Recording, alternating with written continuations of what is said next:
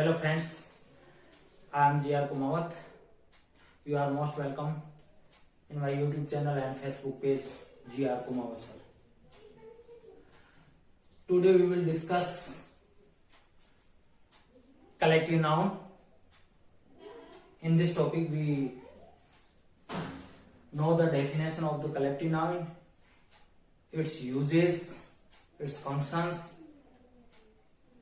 तो चलिए करते हैं शुरुआत। देखो कलेक्टिव नाउन किसे कहते हैं? कलेक्टिव नाउन का मतलब होता है समूह, समूहवाचक संज्ञा।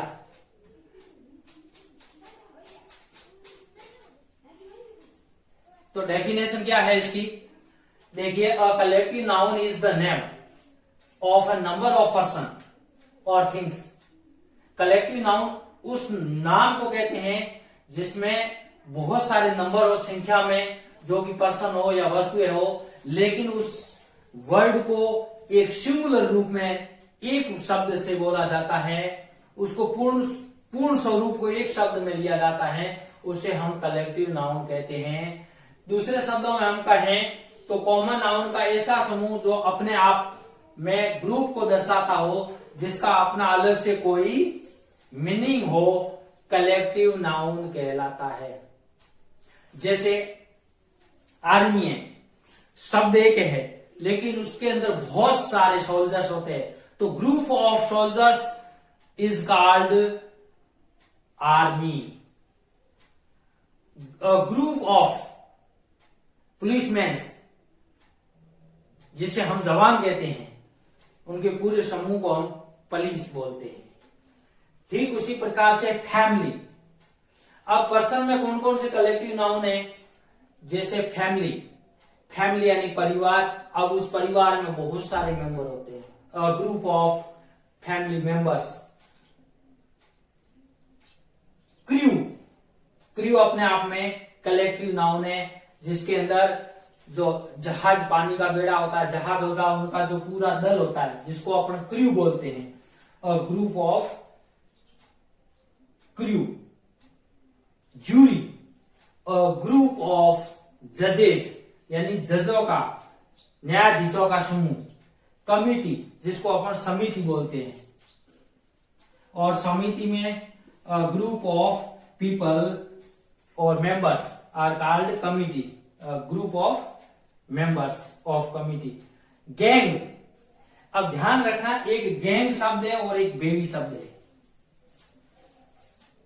गैंग पुरुषों के झुंड के लिए भी यूज होता है, डाकुओं के झुंड के लिए भी यूज होता है।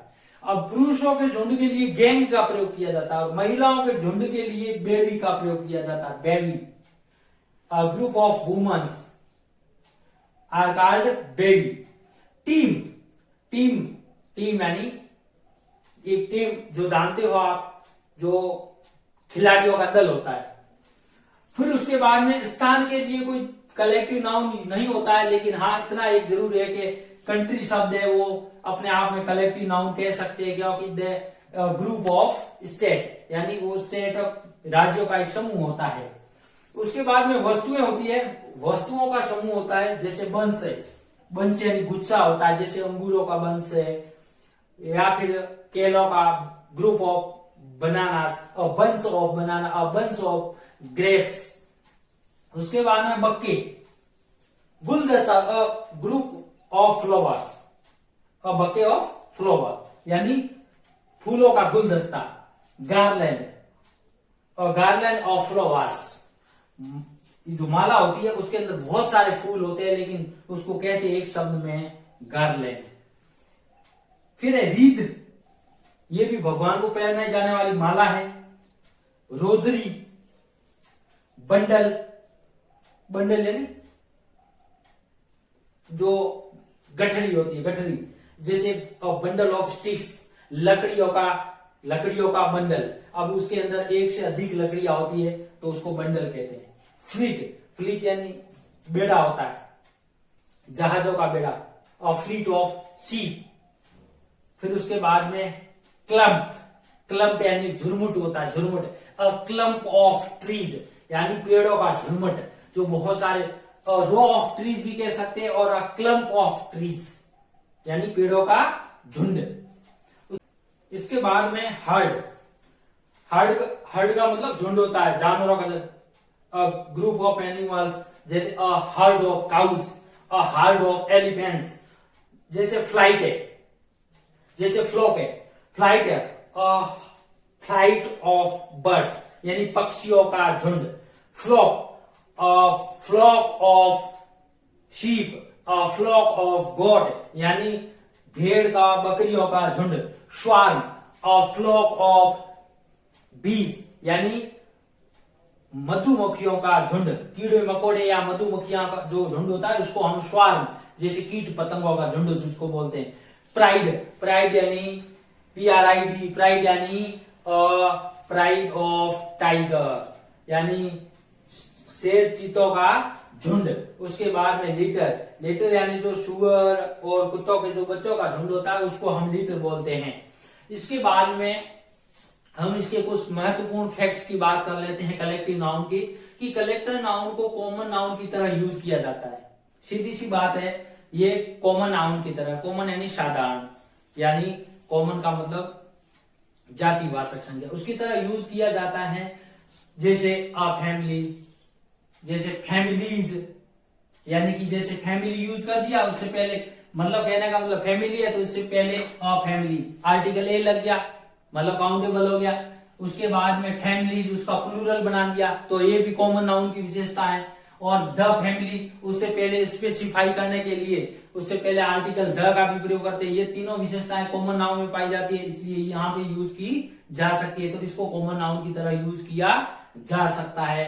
उसके बाद में कुछ कलेक्टिव नाउन सिंगुलर तथा प्लूरल दोनों तरह से होता है। ध्यान रखना इसको, कुछ कलेक्टिव नाउन ऐसे होते हैं तो सिंगुलर और प्लूरल दोनों तरह से यूज किए जाते हैं। जैसे वो यूनेनिमसली, हमारे सामने यहाँ दो शब्द आते हैं, एक यूनेनिमस यानी एक मत, विदाउट वोटिंग, जहां पर वोटिंग नहीं होती है, जहां पर डाइवर्सन नहीं होता है, डिवाइडेशन नहीं होता, जहां पर विभेद नहीं होता है, मतभेद नहीं होता है, एक मत होता है, तो वहां पर हम सिंगुलर वर्ब यूज करते हैं और वो सिंगुलर की तरह। और जहां डिवाइडेशन होता है, जहां डिवीजन होता है, जहां डिस्प्यूट विवाद होता है, जहां पर वोटिंग होती है, वहां पर हम है जो प्लूरल वर्ब का यूज करेंगे। जैसे द जूरी का मतलब अभी बताया था, अ ग्रुप ऑफ जजेस, यानी जूरी होती है वो जजों का समूह होता है, न्यायाधीशों का समूह होता है। तो वो देखो यहां पर वांट वर्ब दी हुई है, तो यहां पर क्या आएगा, वांट्स आएगा, वांट आएगा, वो किसके ऊपर डिपेंड है, यूनेनिमस डिवीजन, एक मत होकर उन्होंने क्या किया, डिसीजन दिया, यूनेनिमस डिसीजन, यानी उन्होंने एक मत होकर के अपना डिसीजन। द जूरी वांट या वांट्स टू गिव, यानी जूरी चाहती है टू गिव, देना क्या, इट्स या देयर यूनेनिमस डिसीजन। अब ये यूनेनिमस जो डिसीजन आया है, ये यूनेनिमस डिसीजन की वजह से यहाँ देयर की जगह इट्स आया और यहाँ पर वांट की जगह वांट्स आया। अब वांट और वांट्स क्या है, सिंगुलर, ये प्रेजेंट इंडेफिनिट टेंस पढ़ेंगे तब वहां पर वर्ब सिंगुलर बनाने के लिए अक्सर एस का यूज करते हैं, हम वहां पर डिस्कस करेंगे आगे। उसके बाद में the jury ready to give decision without voting, बिना कोई वोटिंग के जूरी अपना डिसीजन देने के लिए क्या है, रेडी है, तैयार है। तो बिना कोई वोटिंग के, ये जो बिना कोई वोटिंग वाला मैटर है, तो वहां पर यहाँ पर इज और आर में से सिंगुलर कौन सा, इज आएगा, और यहाँ पर इट देयर प्लूरल है और इट सिंगुलर है तो सिंगुलर आएगा। तो यहाँ पर किसका प्रयोग करेंगे, सिंगुलर का प्रयोग करेंगे, इस बात का ध्यान रखना है। अब द जूरी हैज या हैव, है सिंगुलर है और हैव प्लूरल है। व्यूज ऑन दिस मैटर, अब यहां पर डिफरेंट है, यहां डिफरेंट शब्द आया है, यानी अलग अलग मतभेद है। तो जूरी है जो उसमें जजों का जो समूह है वो हैज या हैव, डिफरेंट आ गया, यानी यूनानिमस नहीं है, एक मत नहीं है। तो यहां पर क्या आएगा, हैव शब्द आएगा, यानी प्लूरल आएगा। प्लूरल इसलिए आएगा क्योंकि यहां पर एक मत नहीं है, जज उस जूरी के सभी न्यायाधीश एक मत नहीं है, इस वजह से यहां पर प्लूरल शब्द आएगा, प्लूरल वर्ब आएगी। कुछ कलेक्टिव नाउन हमेशा प्लूरल होते हैं और इसको हम सिंगुलर नहीं बना सकते, और इसके साथ में न एस लगाकर एस लगाकर हम इसको प्लूरल बना सकते हैं। मतलब ये जैसी जिस कंडीशन में वैसे रहेंगे और ये अपने आप में प्लूरल है, और इसके साथ में सिंगुलर वर्ब का भी प्रयोग नहीं कर सकते, यानी कि इसके साथ में आने वाली वर्ब भी प्लूरल ही होगी। साथ में, इनके साथ में, इस कलेक्टिव नाउन के साथ में, इनसे पहले यानी आर्टिकल और ए एन का प्रयोग नहीं किया जा सकता। क्यों? क्योंकि ये प्लूरल है, और जब प्लूरल होते हैं तो उससे पहले आर्टिकल ए और एन का यूज नहीं किया जा सकता। जैसे पीपल, पीपल का मतलब लोग, पुलिस यानी पुलिस, जेंटली यानी भद्र लोगों का जो समूह होता है उसको जेंटली बोलते हैं। क्लर्जी, क्लर्जी यानी पादरियों का जो समूह होता है उसको क्लर्जी। पीजेंट्री यानी किसानों का जो समूह होता है उसको पीजेंट्री। और इन्फेंट्री, इन्फेंट्री होता है घुड़सवारी। हस्बेंड्री, आर्टिलरी, आर्टिलरी किसको कहते हैं? तोपखाना, तोपखाना जहां पर बहुत सारे गोला बारूद रखे हुए होते हैं, ये घुड़सवारी है, ध्यान रखना। इन्फेंट्री। और ये पोल्ट्री, पोल्ट्री का मतलब होता है जहां पर ये जो क्या कहते हैं उसको, मुर्गियों का जो पालन पोषण होता है, मुर्गी खाना जिसको कहते हैं, उसको हम पोल्ट्री बोलते हैं। अब एग्जाम्पल देख लीजिए, मैं बता देता हूं। जैसे ये पोल्ट्री है, पोल्ट्री आर आएगा, यहां पर आर और इज दोनों दो शब्द दिए हुए हैं, वर्ब दी हुई है, तो इसमें आर आएगा। क्यों आर आएगा? क्योंकि ये अपने आप में प्लूरल वर्ड है, और प्लूरल वर्ड के साथ में, प्लूरल नाउन के साथ में प्लूरल वर्ब का प्रयोग होता है। जब सब्जेक्ट प्लूरल होता है तो वर्ब भी प्लूरल है, यहां सब्जेक्ट प्लूरल है। बेस्ट ऑप्शन, जो पोल्ट्री है वो बेस्ट ऑप्शन है फॉर अर्निंग फॉर फार्मर, यानी वो किसानों के लिए अर्निंग का एक महत्वपूर्ण ऑप्शन है। क्या? पोल्ट्री।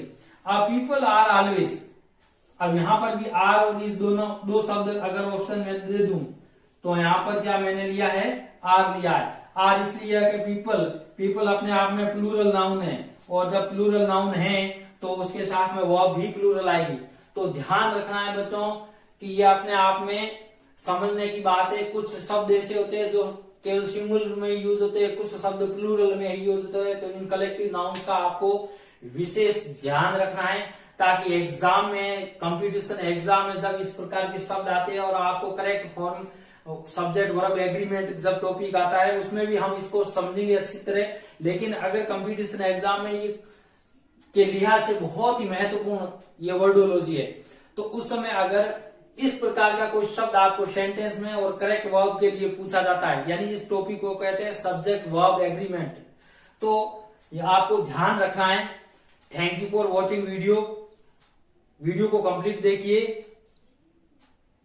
मेरे YouTube चैनल को सब्सक्राइब करिए, अभी तक सब्सक्राइब नहीं किया है तो जरूर करिए। बेल आइकन को दबाइए, ताकि आपको जब भी नया वीडियो अपलोड किया जाएगा उसका आपको नोटिफिकेशन मिलता रहे। Thank you so much, bye bye.